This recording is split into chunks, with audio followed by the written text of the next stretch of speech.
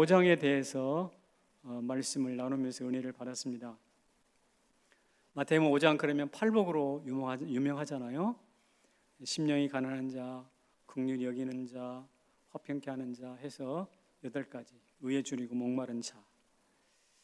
그런데 이런 팔복을 설명하면서 세상 사람들은 그렇지 않지만 너희는 이렇게 가난해도 긍휼히 여기고 화평케 하고 의에 굶주리고 목마른 사람이 될 것이다, 그렇게 살 것이다 라고 축복해 주셨습니다. 이 복이 우리 모두에게 다시 한번 재확인하면서 우리 가정에 임할 수 있기를 축복합니다. 그런데 그 말씀을 딱 마치고 난 다음에 5장 직후에서 이렇게 살아가는 사람, 팔복대로 살아가는 사람들에게 명찰을 하나씩 딱 주셨어요. 그 명찰이 이것입니다. 뭐냐면 너희는 세상의 빛과 소금이다. 그래서 빛과 소금이라는 명찰을 딱 하나님이 채워주셨거든요. 이 천국 백성의 명찰입니다. 그런데 이 말씀을 마친 다음에 바로 이어서 무엇을 하셨냐면 분노와 살인에 대한 말씀을 하셨어요. 너희는 살인하지 마라. 또 간음과 이혼에 대해서 이야기했어요. 너희 이혼하지 마라. 이혼증서를 써줘. 이혼할 때는 이혼증서를 써줘. 심지어 여자가 남자에게 말을 불순종하면 그냥 그 자리에서 이혼서 소리를 써주면 그냥 그걸로 끝이야. 이런 정도의 남성 우월주의가 판을 치던 때였습니다. 너희는 그러지 마라. 음란한 것 이외에는 이혼하면 안 된다. 이런 말씀들을 하셨죠. 맹세하고 원수, 이웃은 사랑하고 원수는 미워라. 이게 율법의 가르침인데 너희 그렇게 하면 안 돼. 너희는 원수까지 사랑해야 돼. 그래서 지난주 우리 5장의 클라이막스라고 그랬죠. 천국 시민의 클라이막스, 원수 사랑에 대한 말씀을 나누었습니다. 이것은 말입니다. 무엇이냐면 빛으로 드러나는 덕목이에요. 우리 아까 명찰에 빛과 소금이라고 그랬죠. 근데 빛으로 드러나는 덕목들이 무엇인가? 저 사람 분명히 살인할 만큼 분노가 있는데 사람을 해코지 안 하네. 저 사람 분명히 원수인데 저 사람을 사랑해 주니 세상과 달라 하면서 드러내면서 세상과 다른 것을, 어떻게 다른 것을 드러내면서 살아가는 방식이 5장까지 이야기해요. 그래서 빛의 덕목입니다. 그런데 6장에 가서는 이제 소금의 덕목으로 바꿉니다. 6장에서는 소금의 덕목으로 바뀌어요. 자, 어떻게 할 때 소금처럼 녹아지는가? 소금은 녹아서 없어지는 거잖아요. 자기가 사라지는 거예요. 그리고 맛을 내고 부패하지 않도록 방지하는 거 아닙니까? 이게 소금의 모습인데 6장에 가서는 그 소금의 모습을 살아가야 될 주제들을 가르칩니다. 그게 바로 무엇이냐면 구제와 기도와 금식하는 거예요. 그러니까 너희가 구제를 할 때 내가 누구 도와줬어 하면서 의시되면서 이렇게 주는 것이 아니라는 말이에요. 이스라엘 백성들은 성전에 올라갈 때는요, 한쪽에는 음식 박스가 있고 하나는 물품 박스가 있어요. 그러니까 이웃과 나눠 쓰고자 하는 물품 하나 넣는 것이 있고 음식을 나누어 먹는, 그래서 배고픈 사람이 없도록 그렇게 박스가 있는데 어떤 사람이 거기에다가 음식을 넣으러 가든지 아니면 뭐 옷을 넣으러 갔는지 물품을 가면서 앞에다가 뭐 하는가 뚜 하는 나팔을 불어. 그러면 사람들이 이게 뭔 소리 하고 다 쳐다볼 거 아니에요.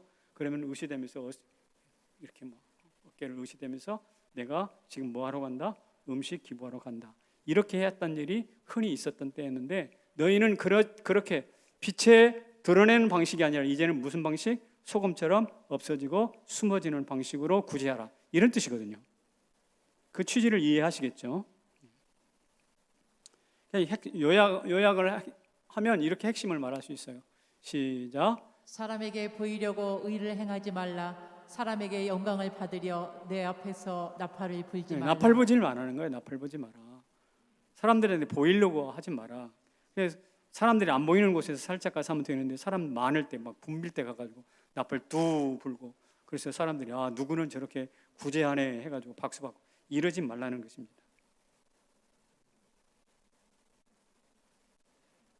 왜냐하면 그 안에 위선이 끼어들기 때문에 그런 것이죠. 사람의 마음을 중심을 꿰뚫어 보신 주님께서 그런 구제를 옳다 여기시지 않겠죠. 그래서 오늘 이 말씀을 소금의 원리, 소금의 명찰을 받았으니 소금의 덕목으로 구제하라라고 말씀을 하시는 거예요. 그래서 이 말씀을 놓고 우리가 그러면 어떻게 적용할까에 대한 원리를 한 두 가지 말씀을 드리고 합니다. 첫 번째는 무엇이냐면 이것입니다. 뭐라고요? 마음의 동기 왜 구제하라고 하는가? 예, 동기를 점검해야 된다는 말씀입니다. 제가 몇 주 전에도 말씀드렸지만 독일의 유명한 2차 대전 때 유명한 목사님이 한 분 계셨죠. 대신학자이기도 하고 설교가였던 헬뮤트 틸리케라는 분이 계신데 그분이 성도의 선행에 관해서 이렇게 이야기했어요. 선행이란 돌뿌리에 걸려서 넘어질 수도 있다라는 뜻입니다. 다시 말하면 우리가 의도로 선행을 하는데 그 선행이 아까 말한 것처럼 동기가 왜곡된다든지 과시하려고 한다든지 남을 지배하려고 한다든지 명성을 얻게 이런 것으로 선행을 하면 오히려 그것이 자기에게 돌뿌리가 된다는 거예요. 그래서 선행을 하면서도 돌뿌리에 걸려 넘어져. 이렇게 아주 이상한 일이 발생할 수 있다라는 말을 했어요. 저는 대단히 통찰력이 있다고 생각합니다. 그래서 선행의 길에는 도랑과 웅덩이와 돌뿌리가 지천에 널려 있다라고 말을 합니다. 그러니까 이분 말에 의하면 선행은 참 좋은 것인데 선행을 하면서 나한테 위기가 찾아온대요. 왜? 넘어질 수 있으니까. 걸려서 돌뿌리에 걸려서 넘어질 수 있으니까. 그럼 어떤 위험일까? 이 틸리케 목사의 직접적인 체험입니다. 이 사람은 어릴 때에 지병이 있어가지고 오랜 세월 병원을 드나들면서 치료를 받았던 통증 때문에 치료를 받았던 사람인데 그 긴 병원 생활을 하는 동안에 독특한 간호사 한 분을 만났다 그래요. 이 간호사는 무려 지난 20년 동안 야간 근무만 했던 간호사예요. 다른 사람들 다 야간 근무 싫어할 거 아닙니까? 낮에 근무하고 밤에 쉬기를 원하는데 이 사람은 자기가 자청해서 20년 동안, 그래도 1, 2년도 아니고 20년 동안을 야간 근무를 했어요. 너무 감동적이잖아요. 그래서 틸리케가 질문했다는 것입니다. 참 감동스러운데 어떻게 남들이 싫어하는 그 야간 근무를 자청하셨습니까? 살다 보면 몸도 안 좋을 때가 있을 텐데 왜 그렇게 하셨나요? 감동스러워서 물었어요. 그랬더니 이 간호사가 답변하기를 하루 내가 일할 때마다 천국에 있는데 면류관에 보석이 하나씩 탁탁탁 와서 박히는데 뭐가 피곤합니까? 그러면서 말하기를 내 면류관에는 이미 7,175개의 면류관이 박혀 있습니다 라면서 자랑스럽게 이야기하는 거예요. 이 말 속에 있는 동기가 무엇이냐? 야간 근무를 하면서 몇 번째 근무 일수다 따박따박 세웠어. 지난. 그래서 7,175개라는 게 계산이 딱 나왔어. 그래서 나한테는 7,175개의 보석이 머릿속에 딱 면류관이 박혀 있다라고 생각하는 것입니다. 그러니까 이 사람은 다른 사람들이 하기 싫어하는 것이니까 내가 좀 희생해서라도 하겠다라는 생각보다는 지금 내 면류관에 보석 따먹기 위한, 보석을 장취하기 위한 전쟁터라고 생각하는 거예요. 선한 동기로 하는 것이 아니에요. 보석을 따기 위한 전쟁터로 그 일터를 삼았을 뿐만 아니라 참 남이 얼핏 듣기에는 굉장히 감동적이고 존경스러운 일인데 속을 들여다보면 혀를 내두를 만큼 깊은 이기성이 그 자리에 들어가 있거든요. 그래서 틸리케 목사 보기에는 그 간호사는 선행이란 돌뿌리에 걸려서 이미 넘어진 사람이에요. 간호사가 보기에는 틸리케 목사가 보기에는 7,175개의 면류관이 자랑스러운 게 아니라 이미 그 선행을 통해서 가다가 웅덩이에 빠진 사람, 돌뿌리에 채인 사람이라는 것입니다. 여러분 이게 그 간호사뿐이겠는가라는 생각을 해봅니다. 우리도 이런저런 이유 때문에 선행을 많이 하는데 우리도 나 차치 내 영광을 위해서 내 이름 내기 위해서 하게 된다면 아마 그것은 나 스스로 돌뿌리가 될 수가 있는 것이죠. 구제가 불우한 이웃에게 하나님의 사랑의 온전을 베푸는 것인데 사실 작은 것이라도 나눌 수 있다는 측면에서는 구제 자체가 그렇게 어려운 것은 아니에요.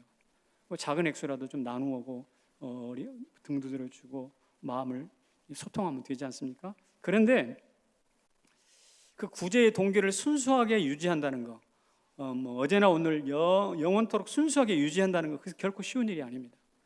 어떻게 생각하면 구제는 쉬울지 몰라도 구제하는 마음의 동기를 순수하게 유지한다는 것은 대단히 어렵다는 거예요. 왜 그런가? 이런 이유들 때문입니다. 첫째는 구제하면서 분명히 사람들의 이목을 의식하게 되거든. 그렇죠? 사람들이 나한테 박수를 치고 사람들이 나한테 좀 칭찬하는 거 그럼 우쓱해지고 뭐 이런 마음이 우리 가운데 좀 있거든요. 두 번째로는요. 구제를 할 때 내가 얼마만의 액수를 할 것인가. 액수의 크기와 구제하는 액수의 크기에 따라서 이게 자꾸 시험이 와요.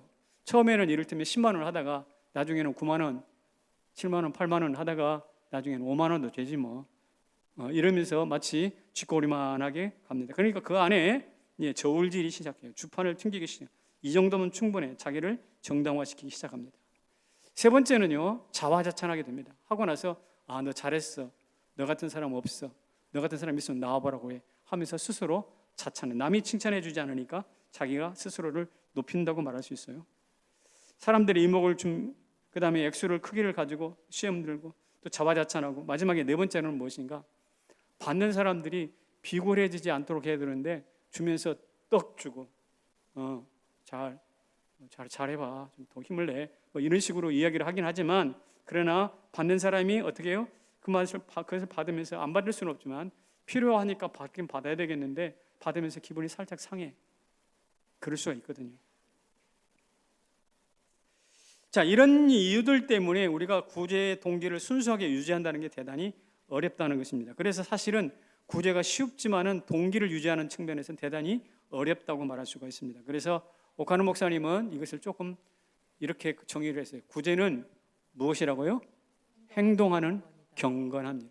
이 경건이라는 것은 특별히 무언가를 위해서 특별히 예비되고 준비된 그런 성결함을 이야기를 하는데 이것이 행동하는 경건함으로서 나타나야 되기 때문에 그 행동하는 경건과 행동 사이에 자꾸 위선이 끼어드니까 그것이 어렵다는 이야기를 그렇게 이야기해 놨습니다. 그래서 야고보서 1장 27절에는 이런 말씀으로 우리에게 경고를 하셨어요. 다 같이 시작. 정결하고 더러움이 없는 경건은 곧 고아와 과부를 그 환난 중에 돌아보고 또 자기를 지켜 세속에 물들지 않게 하는 이것이니라. 고아와 과부를 환난 중에 돌아보는 것, 그것은 그렇게 어렵지 않아요. 그런데 세속에 물들지 않도록 자기를 지키는 것이 쉽지 않다는 거예요. 세속에 물들어서 다른 사람, 세상 사람들이 떵떵거리면서 구제하는 것, 아나스크랩, 우리가 1억 이상 기부하는 사람 아나스크랩에서 그 모인 그룹이 있잖아요. 이런 그룹에 들어가서 나 아나스크랩 회원이야. 뭐 이렇게 하는 것이 세상 사람들의 구제 방식인데 우리도 자칫하면 그렇게 될 수가 있다라는 것입니다. 구제는요 단순한 도덕적 행위가 아니거든요. 이웃을 돌아보고 하나님의 사랑으로 이웃을 돌아보고 자기 자신을 지키는 종교적인 경건입니다. 그래서 대단히 차원이 높아요. 따라서 이 구제가 무엇인지를 아는 사람은 대단히 마음의 동기를 살피면서 상대방에게 상처를 주지 않고 자화자찬하지 않으면서 상대 사람들의 이목도 의식하지 않으면서 그렇게 하게 되어 있습니다. 우리도 우리 자신들을 한번 돌아보면서 동기를 체크하면서 구제할 수 있기를 바랍니다. 두 번째 원칙이 있다면 이것입니다. 같이 볼까요? 시작. 은밀의 원칙을 지켜라. 뭐하게? 은밀하라 그랬어요. 아까 소금의 원리를 이야기했죠. 예수님은 4절에서 이 소금처럼 구제하기를 원해요. 다 같이 시작. 내 구제함을 은밀하게 하라. 은밀. 기도할 때도 너 어떻게 하라. 6절에 보면 이렇게 나와 있습니다. 다 같이 내 골방에 들어가 문을 닫고 은밀한 중에 계신 내 아버지께 기도하라. 내 골방에 들어가서 문 닫고 기도하래요. 옛날 유대인들은 길거리 다니면서 아니면 길거리 서서 전봇대에 있으면 전봇대에 다 이렇게 엎드리는 거예요. 왜 그러십니까? 기도하는 중이야. 다 이러는 거죠. 뿐만 아니라 금식 기도할 때 어떻게 하는가? 같이 봅니다. 시작. 사람에게 보이지 않고 오직 은밀한 중에 계신 내 아버지께 보이게 함이라. 금식할 때도 초췌하게 보이려고 막 사람들에게 그러지 말고 오히려 기름을 바르고 머리를 빗고 옷을 단장하게 입고 그렇게 하라 이렇게 말씀하십니다. 그러니까 구제할 때나 기도할 때나 금식할 때 원칙이 하나 있다. 무슨 원칙? 은밀함의 원칙입니다. 이 은밀함이 지켜질 때 앞서 말씀드렸던 4가지 5가지의 유혹들이죠. 이름을 내고 싶어 한다든지 상처를 주려는 이런 일들이 사라지게 됩니다. 시선으로부터 자유롭고 자화자찬도 줄어들고 받는 사람도 비굴해지지 않는 것이죠. 만약에 이런 구제가 건강한 구제가 넘치는 공동체는요 참 분위기가 좋습니다. 그러나 이런 공동체 은밀한 구제가 무너진 곳에는 구제의 행위는 있다 하더라도 서로 상처를 받아요. 물질을 주고받으면서.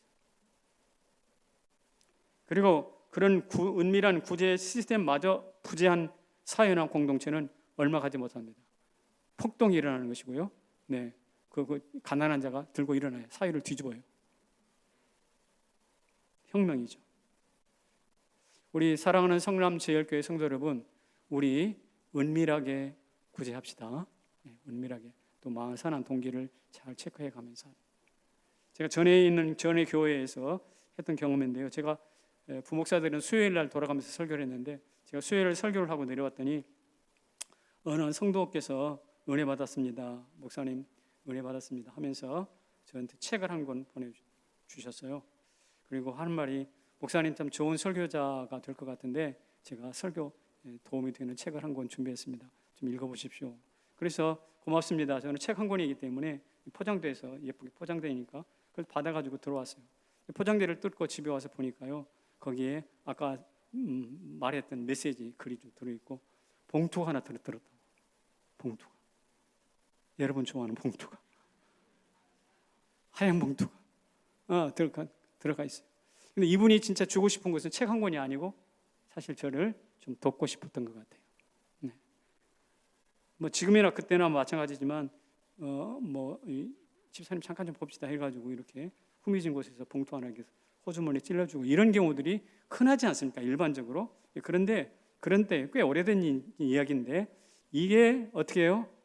책을 사서 거기다 메시지를 넣고 은밀하게 사랑을 전달하는 이 배려가 굉장히 수준이 있는 거죠. 따뜻한 거. 아름다운 거. 그래서 은밀한 구제는 대단히 아름답습니다. 향수보다 아름답습니다. 감동입니다. 근데 티내는 구제는 그 자체가 칼입니다. 마음의 상처를 우리 성남제일교회도 누군가가 하나님의 말씀을 따라 물질을 흘려보내고 구제를 했을 때 이런 방식으로 은밀하게 했으면 참 좋겠어요. 엊그저께 장례를 치루었던 이건희 회장, 삼성 이건희 회장 뉴스를 통해서 들으셨죠.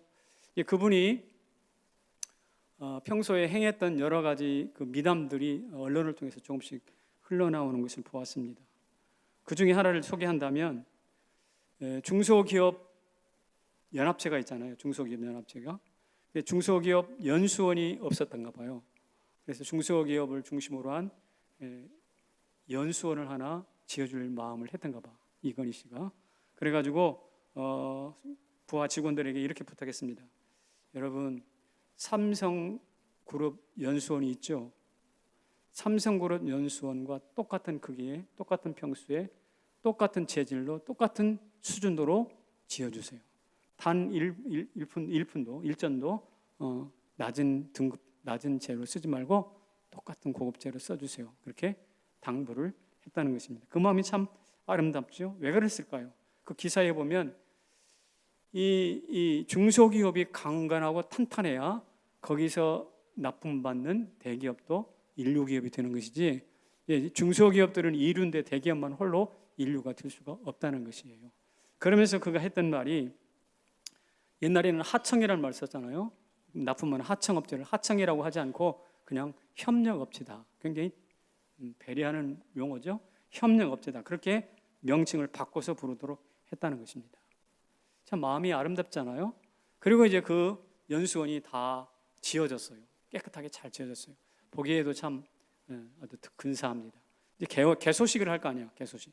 그래서 중소기업의 관련자들 다 모였습니다. 아마 우리 중소기업인들의 소원이 이루어졌다 그러면서 잔치로 막 들뜬 분위기였을 것입니다. 그래서 개소식을 하고 테이프를 끊는데 거기에 이건희 회장도 초청이 돼가지고 한쪽에 와 계십니다. 그런데 테이핑을 할 때 테이프 커팅을 하는데 가위들이 다 이제 주어지잖아요. 내빈들에게. 근데 실수가 있었어요. 이건희 회장한테 가위를 전달하지 못한 거예요. 네, 가위를 누가 좀 눈치 채고 빨리 갖다 줬으면 좋을 텐데 그렇지 않았어요. 그리고 그냥 시기 지나도 여러분 테이프 커팅하겠습니다. 커팅 해가지고 딱 잘랐어요. 근데 막상 그 건물을 지어준 이건희 회장에게는 가위가 없는 거야. 그러니까 이분이 손가락으로 이렇게 하면서 자르는 신용하면서 어색하지 않도록 그렇게 한 방울 웃음을 지으면서 했다는 것이죠. 이게 이제 그 기사에 내온 이야기인데, 그 건물을 지어줬음에도 불구하고 자기에게 테이프 커팅 가위마저 주지 않는 것은 대단히 기분 나쁠 수 있는 일인데, 그 뒤에 서는 거, 조용히 뒤에 서서 은밀하게 하는 것이,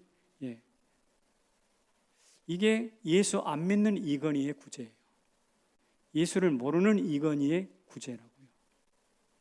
그분의 평가는 다른 평가들은 역사가 할 것입니다만은 우리는 그 부분을 한번 주목해 볼 필요가 있어요. 그렇다면 예수 믿고 하나님을 알고 은밀한 구제의 원칙들을 이미 들어서 아는 우리들의 구제는 어떻게 될까? 어떠해야 될까요? 우리 역시 더 은밀하게 해야 되지 않겠습니까?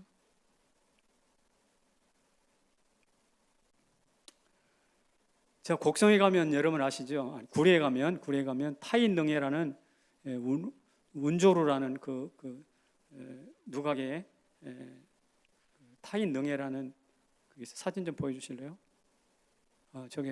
저게 이제 쌀독이거든요. 쌀독. 조그마한 구멍이 뚫려 있고 타인능해라고 써놨죠. 한번 또 다음 사진 보세요. 저 쌀독이 저렇게 생겼습니다. 한 주 귀퉁이에다가 가난한 사람들이 와서 쌀이 없는 사람 쌀 꺼내다가 한 끼 밥이라도 지어 먹으라고 저것을 저렇게 만들어 놨어요. 타인 등에 다른 사람들도 쌀을 퍼갈 수 있습니다 라는 능이 이것을 해체해 가지고 퍼갈 수 있습니다, 그런 뜻이에요. 저건 뭐냐면 굴뚝이거든요.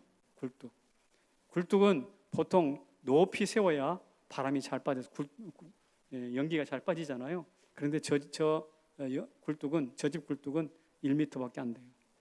왜 그럴까요?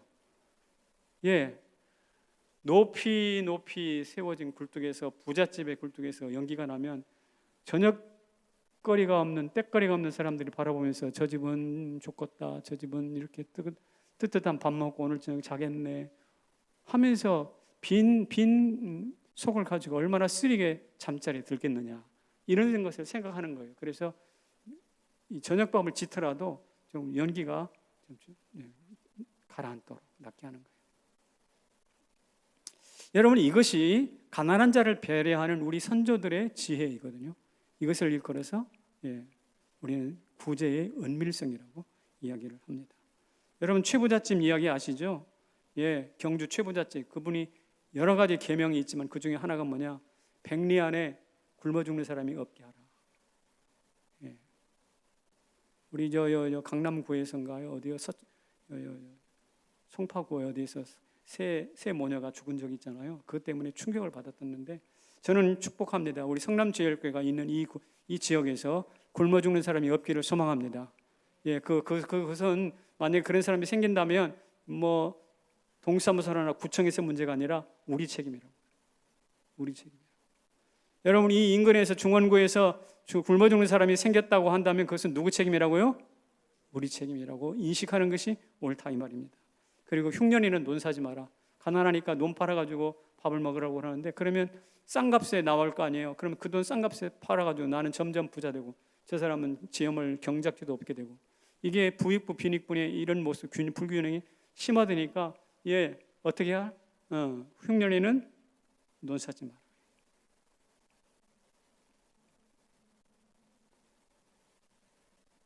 성경 안으로 가봅시다. 성경 안에 모범들이 많이 있습니다. 구제의 모범들이 있는데요, 저는 누구보다도 욥을 듣고 싶어요. 욥 이야기. 욥이 욥기 31장에서 이렇게 이야기를 해놨습니다. 좀 길지만 같이 한번 읽어보겠습니다. 시작. 내가 언제 가난한 자의 소원을 막았거나 과부의 눈으로 하여금 실망하게 하였던가? 나만 혼자 떡덩이를 먹고 고아에게 그 조각을 먹이지 아니하였던가? 만일 내가 사람이 의복이 없이 죽어가는 것이나 가난한 자가 덮을 것이 없는 것을 못 본 채 했다면, 만일 나를 도와주는 자가 성문에 있음을 보고 내가 주먹을 들어 고아를 향해 휘둘렀다면 내 팔이 어깨뼈에서 떨어지고 내 팔뼈가 그 자리에서 부스러지기를 바라노라. 자, 무슨 말인지 아시겠죠? 가난한 자의 소원을 막은 일이 없고 과부의 눈을 멸시한 적이 없다. 나 혼자 떡덩이를 먹고 있는데 누군가가 굶고 있는 것을 보았다면 고아가 내가 그들에게 먹이지를 않았던가? 의복이 없거나 덮을 이불이 없는 사람들 내가 외면한 적이 있었던가? 그렇지 않다는 것이죠. 심지어 내 편이 저 성문 곁에 있는 줄 알고 내가 악의적으로 가난한 자들에게 주먹을 휘둘렀다고 한다면 내 팔이 떨어져 나가고 내 뼈가 부스러지기를 원한다. 이런 이야기를 하는 것입니다. 굉장히 절절한 구제거든요. 우리 모두가 이 시대의 욥의 마음을 좀 회복할 수 있기를 바랍니다. 참으로 깊은 모범이 아닐 수가 없어요. 아마 욥 같은 사람이 정말 있었다고 한다면 경주 최부자 이상가는 칭송을 받았을 터인데 많은 사람이 유익했을 텐데요.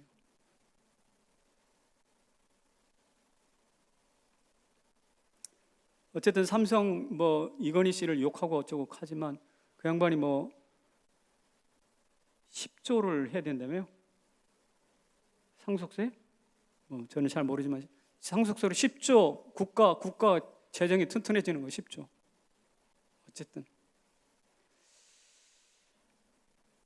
성경에 보아스라는 사람이 또 있습니다. 보아스, 과부 룻을 돕고 배려했던 유력한 베들레헴의 부자죠. 당대 유명 인사였습니다. 그런데 이방에서 굴러온 여자, 출신도 없고 뿌리도 없는 그 여자를, 더군다나 과부를 어떻게 해요? 사랑해주고 먹여주고 호의를 베풀죠. 이스라엘에 여자가 없어서 잘나고 똑똑하고 부자인 여자들 많이 있었을 것이에요. 그런데 룻을 아내로 맞이하게 됩니다. 보아스야말로 구제로 출세한 인물이에요. 보아스야말로 구제로 출세한 인물. 어떻게 그러는가? 누가 소를 훔쳐갔는데 너 왜 소 훔쳐갔어? 그랬더니 나는 소를 훔친 적이 없어. 가다 보니까 이런 끈이 하나 길바닥에 있더라고. 끈. 그래서 끈을 내가 끌고 집에 왔더니 와서 보니까 소가 따라왔던데? 무슨 말인지 아시겠어요? 나는 소를 훔친 적이 없어. 나는 끈에 길바닥에 있는 끈아풀 하나 가지고 왔는데 그 끈아풀 끝에 뭐가 따라왔어? 소가 따라왔다. 이게 도둑질한 것을 정당화시키는 아주 우스꽝스러운 이야기인데, 여러분, 보아스는 버려진 한 여인, 과부 여인, 의석주 없는 한 여인을 어떻게 해요? 사랑하고 축복하고 그를 구제했어요. 룻입니다. 그런데 룻을 그렇게 구제하다 보니까 룻이 자기 아내가 되고 나중에 그로 인하여 예수님의 조상이 돼요. 예수님의 조상이 돼요. 그러니까 한 여인, 구제라는 끈을 끈앞으로 붙잡고 가다 보니 룻을 만났고 아내를 만났고 가다 보니 예수님의 조상이 되었고. 여러분, 구제의 끈이 그렇게 유력한 것입니다. 현숙한 이란이 다 같은 단어인데 그 구제를 주고받으면서 룻은 현숙한 여인이 되었고 보아스는 유력한 남자가 되었어요. 사랑하는 성도 여러분, 우리 삶에도 이 유력함과 현숙함이 필요합니까? 구제하세요.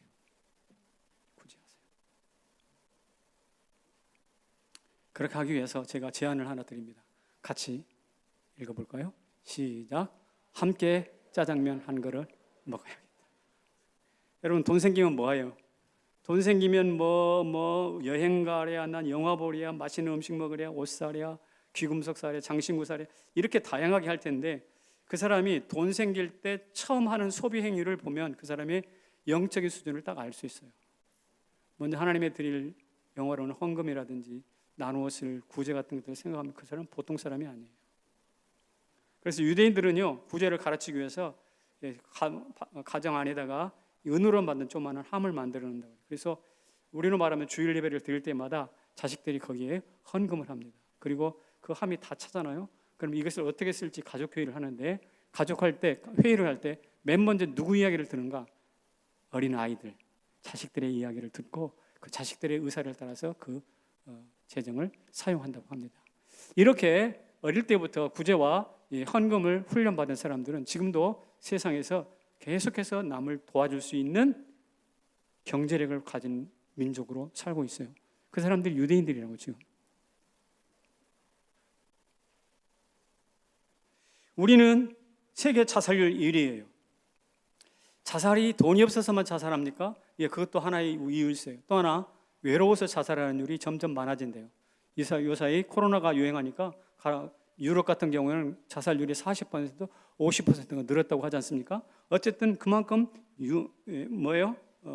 외로움이 극심해졌어요. 우리나라는 옛날 그런 나라가 아니었어요. 이웃을 돌아보고 콩 한 쪽도 나눠 먹는 따뜻한 사회적 정서가 있었는데 어느 순간 경제가 부흥하고 그러고 잘 먹고 잘 살기로 돼 있는데 자살률은 늘어났어요. 왜 그랬을까요? 그것은 바로 남을 돌아보지 않은 상태에서 우리도 모르는 사이에 자살률은 껑충 뛴 것이고, 물질적인 나눔과 따뜻한 배려가 좋은 세상을 만드는 것인데요, 우리는 그것을 잊은 지가 오래됐어요. 그래서 제가 제안을 하라는 겁니다. 무엇이냐? 짜장면 한 그릇 좀 나눠 먹었으면 좋겠다. 제가 왜 이런 이야기를 드리냐면, 제가 며칠 전에 짜장면 한 그릇이라는 시를 읽었어요. 또 시를 이야기합니다. 우리 시 한번 읽어봅시다. 짜장면 한 그릇, 시작. 친구가 자살을 했다. 이메일로 들어온 K에 의하면 그는 죽기 전 많은 친구들을 찾아다녔다고 한다. 영안실에 모인 친구들은 돈이 그를 죽였다 침통해하고 꺽꺽 우는 친구도 있었다. 그러나 지옥에서 온 편지를 보니 그가 목을 맨 것은 친구들의 거절로 인해 지독한 외로움 때문이었다. 오늘은 영철이와 짜장면 한 그릇 먹어야겠다. 이 사람이 죽은 것은 뭐 때문이지? 돈 때문에 죽었다고, 돈 없어서 죽었다고 친구들은 와가지고 장례식장에서 이야기하지만 꺽꺽 울지만 실제로 알고 보니 뭐라고요? 외로움 때문에. 찾아가도 만나주지도 않고 전화를 해도 받지도 않고 자기 혼자 떨어져 있다고 하는 그 외로움 때문에 결국 죽었다는 거예요. 그래서 이 시의 마지막 결정이 뭐냐? 결론이 뭐냐? 오늘 영철이와 짜장면 한 그릇 먹어야 되겠다. 오늘 이 시 마지막 구절이 여러분들의 적용이 되기를 축복합니다. 구제 없는 친구들이 그를 죽였어요. 그래서 오늘 우리도 그런 사람이 혹 있을 수 있기 때문에 누군가 짜장면 한 그릇 먹기로 생각해요. 옆에 계신 분 한번 찾아보실래요? 찾아보시고 이렇게 하세요. 짜장면, 시작.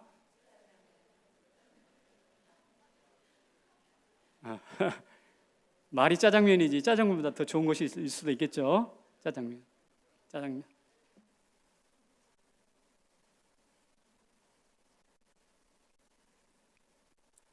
이런 마음을 선한 동기로 할 때 하는 게 좋겠어요. 제가 인천 소래포구에 갔던 적이 있는데 시장을 한 바퀴 아내랑 함께 이렇게 돌았습니다. 그런데 거의 끝날 무렵에 우리 집사람이 소리를 치는 거예요. 여보, 지갑이 없어졌어. 지갑이 없어졌대. 거기가 소래포구에 그 은행 지점이 하나 있는데 그 지점에 들렸다가 나왔거든요. 그것을 받고 뒤따라왔던가 봐요. 그래서 시장에 들어가서 그때 사람이 붐비는 시간이 아니었는데 갑자기 우리가 어느 지점에 갔을 때 사람들이 옆에서 막 이거 얼마예요 물으면서 제 옆에가 사람들이 꽤 많이 붐비게 되더라고요. 우리는 이 집이 장사가 잘 돼서 물건 많이 사러 왔나 보다 하고 이제 지나갔는데 그때 소매치기를 당한 것입니다. 황당했죠? 그래서 그때 이후에 내 주변에 사람들이 많이 모이잖아요. 그러면 불뚝 생각이 나요. 뭐라고? 여러분들은 제 곁에 와도 됩니다. 어쨌든 그런 생각이 있었던 그런 추억이 생각이 나요. 그리고 한참 후에 이런 생각을 했어요. 야야야, 그렇게 생각하지 마. 그런 트라우마 가지고 살지만 안 됐지. 그때 구제를 안 했더니 하나님이 강제로 구제시키네. 필요해서 가져갔겠지 필요해서 가져갔을 거야. 잘 쓰시게 라고 생각하면 어떻겠느냐라는 생각이 딱 들어왔어요. 이런 마음을 가지면 구제 못할 사람이 없어요. 소매치기도 당할 바에는 뭐해? 차라리 구제하는 게 낫잖아. 그렇잖아요? 생각하기 나름이에요. 엊그저께 백내장으로 고생하는 장로님을 만났는데 장로님이 백내장 수술을 앞에 두고 있었어요. 근데 수술 안 하겠대. 그러면서 하시는 말씀이 어제까지는 뿌옇게 안 보이는 것 때문에 하나님께 불평했는데 오늘부터는 그래도 보이는 것이 있을 거 아니야. 보이는 것 때문에 감사하기로 작정했습니다. 내한테 그러더라고. 그 소리 듣는 제가 마음이 참 따뜻했어요. 맞아. 내 앞에 재난이 없어지는 것이 있고 없기가 중요한 게 아니라 있는 재난마저도 그것을 불평할 것이 아니라 아직도 보이는 것도 있잖아. 길 가다 넘어지진 않잖아. 그것 때문에 감사하겠다. 이렇게 이야기하는 것을 보았어요. 그래서 여러분 마음만 순수하고 우리 그 성경에 있는 그 욥처럼 또 보아스처럼 마음을 그렇게 먹는다면 소매치기도 구제가 될 수 있고요. 질병도 감사가 될 수가 있어요. 우리 성남제일교회 성도 여러분, 이런 마음 가지고 사시기를 주의 이름으로 축원합니다. 그럴 때 우리 주님께서 잘해서 하고 입 싹 닫고 끝나는 게 아니에요. 이렇게 됩니다. 구제는 무엇으로? 상으로. 우리 하나님께서 우리의 구제를 상으로 완성한다 그랬어요. 상으로.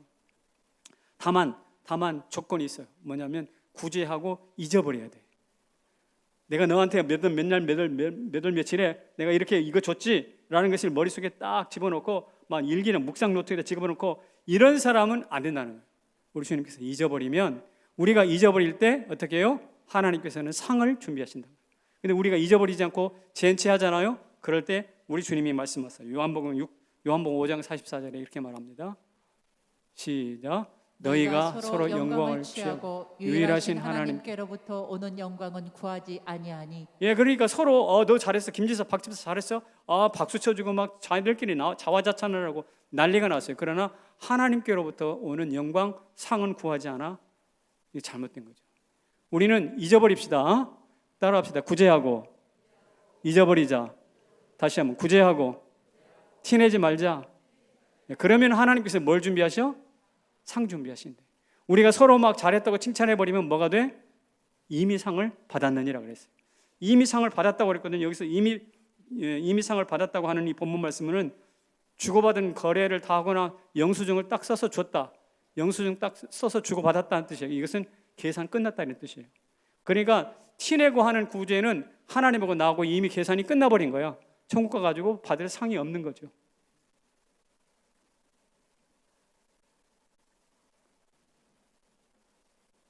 한 노인에게 며느리 둘이 있었습니다. 큰 며느리, 작은 며느리가 있었는데 큰 며느리는 경제가 좀 윤택해요. 그래서 하고 싶은 대로 척척하고 뭐 하고 싶은 거 다 하고 막힘없이 살아갑니다. 그러나 둘째는 가난해요. 하는 일마다 안 되는 사람들이 있잖아요. 왜? 그래가지고 그 뒷감당 하나로 둘째 며느리가 굉장히 고생을 하고 있습니다. 마음고생도 크고 혼쭐이 나고 있어요. 뭐 애들 철 되면 옷도 좀 갈아입혀야 되고 사서 입혀야 되고 또 해가 바뀌면은 어때요? 등록금도 마련하고 그렇게 해야 되잖아요. 그런데 그런 것들이 원만치가 않은 거예요. 근데 이 시아버지가 가만히 보니까 말입니다. 시아버지가 가만히 보니까 큰 며느리가 소리 없이 도와줘. 그래서 둘째 며느리가 어제까지만 해도 등록금 걱정을 막 땅이 꺼지도록 했거든. 근데 오늘 보니까 얼굴 환해져 있어. 알고 보니 도와준 거야. 이것을 알게 되었어요. 그래서 시아버지가 생각하니 참 고맙고 대견하잖아요. 그래서 큰 며느리를 불렀어요. 며느라, 나랑 좀 얼굴 좀 보자. 그래가지고 내가 보니 모르는 척하면서 도와주지만 나는 다 알게 되었는데 내가 그렇게 둘째를 도와주는 걸 보니까 내 마음이 너무 좋다. 내 마음이 너무 자랑스럽다. 그래서 내가 너한테 뭐 하나 준비했어. 그리고 봉투를 딱 내놔. 내가 너한테 주를 잘했다고 수고했다고 주는 상이니 거부하지 말고 잘 받아두거라. 네, 알겠습니다. 감사합니다. 해가지고 집에 와서 돌아보니 이 큰 며느리가 받은 그 봉투에 1,000만 원짜리 수표 2장이 있었어요. 여러분 이것은 싫어합니다. 싫어해요.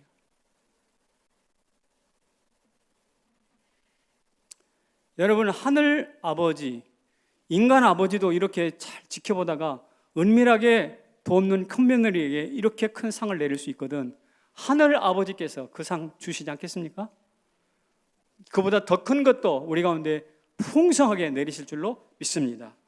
우리 하나님께서 더 세밀하게 보시고요, 더 풍성하게 갚으시는 그 하나님을 신뢰하면서 우리 구제할 때 티내지 말고 구제하고 나서 잊어버리고 내가 누구한테 보내줬지 이런 거 다 잊어버리고 주님 마음으로 구제하게 될 때 성남제일교회가 이 경제 환경과는 상관없이 여러분의 쌀독에 쌀이 그리고 여러분 가정경제의 숫자가 점점점 늘어나게 될 줄로 믿습니다. 이런 믿음의 삶으로 살아가는 저와 여러분이 되시기를 축복합니다. 자리에서 일어나십니다.